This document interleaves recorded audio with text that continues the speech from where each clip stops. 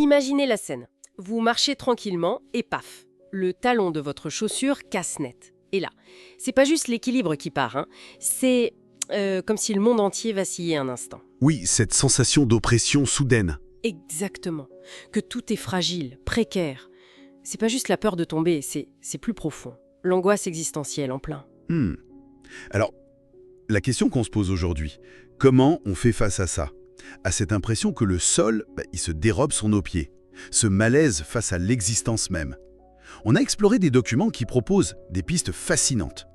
D'un côté, la psychanalyse, de l'autre, une philosophie très ancienne qui fait un retour en force. Deux approches bien distinctes, en effet. Allez, on décortique ça. Commençons par la psychanalyse. Freud, il en disait quoi de cette angoisse? Alors Freud, il l'a pas mal tourné autour de la question. Au tout début, sa première idée, c'était de voir l'angoisse comme une sorte de surplus d'énergie sexuelle, la libido, qui ne pouvait pas se décharger. Ah oui? Oui, une énergie bloquée qui se transformait, il avait cette image.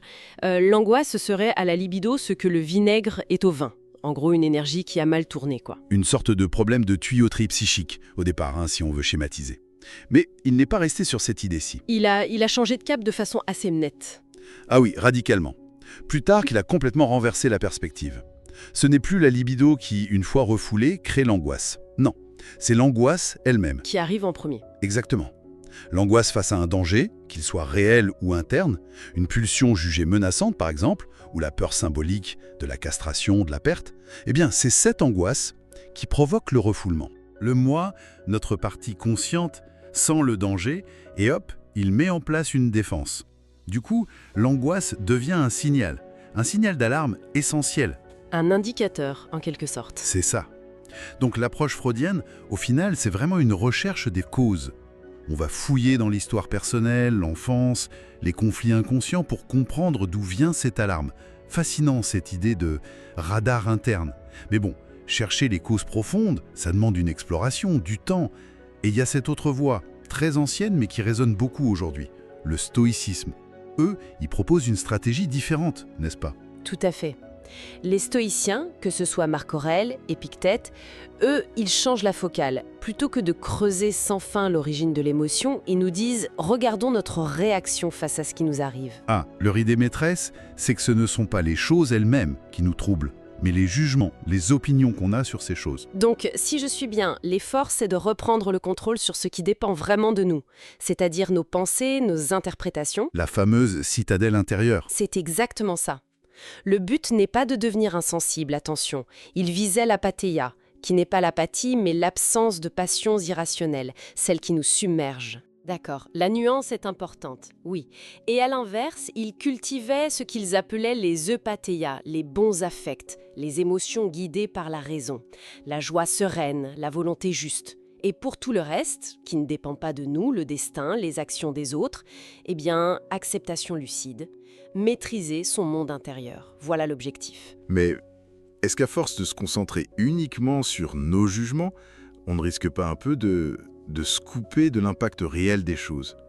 De nier que certains événements sont en soi source d'angoisse? C'est une très bonne question. Les stoïciens ne nient pas la difficulté, mais ils insistent. Notre pouvoir est dans la réponse. Donc on a bien deux chemins assez clairs qui se dessinent. Oui. Freud, qui invite à une sorte d'archéologie de soi, pour dénouer les conflits à la source de l'angoisse.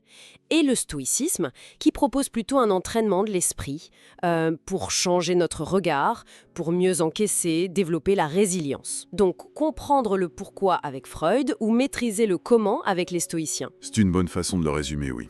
D'ailleurs, le penseur John Gray fait remarquer que Freud, à sa manière, avec une forme de stoïcisme dans son acceptation des limites humaines, du destin. Ah, intéressant ce parallèle. Mais avec une différence majeure, Freud, lui, rejetait complètement l'idée stoïcienne d'un ordre cosmique bienveillant ou d'une morale naturelle universelle. Pour lui, la morale restait une construction humaine, pas une loi de l'univers. Toute cette exploration, ça nous ramène à une question assez vertigineuse finalement. Cette angoisse, ce sentiment de flottement face à notre liberté, notre finitude, est-ce que c'est juste un symptôme à éliminer, un bug à corriger? Moi, est-ce que c'est une part incontournable de notre condition humaine? Et si, à force de vouloir l'éradiquer à tout prix, que ce soit par l'analyse des profondeurs ou par la maîtrise parfaite des jugements, Si on passait à côté de ce qu'elle nous dit, Hmm. peut-être qu'elle nous parle justement de cette liberté fondamentale, de cette responsabilité immense qui nous définit et qui parfois, oui, nous fait peur. C'est une pensée à laisser mûrir peut-être. Merci d'avoir partagé ce moment avec nous. Si cette conversation a résonné en toi, fais-le savoir dans les commentaires.